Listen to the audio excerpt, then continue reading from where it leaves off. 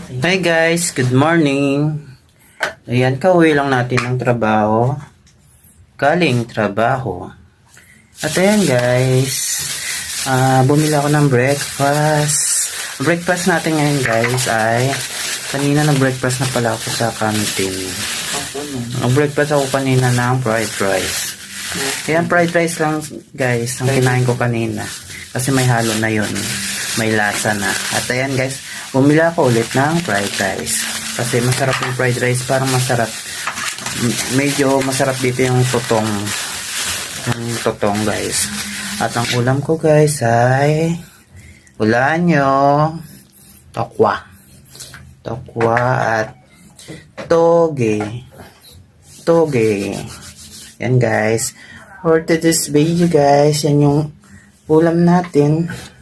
At ayan guys, yan lang yung ating almusal ngayong umaga. At meron din tayong halo dyan. For breakfast ay black coffee. Ayan, black coffee guys for the morning. At ayan si baby. Say hi. Yan guys, papasok na siya ng trabaho pang umaga. At ako guys, kauwi ko lang. At ayan guys, maraming salamat. Hanggang dito na lang guys, magpapaalam na ulit tayo. Thank you for watching. Bye bye.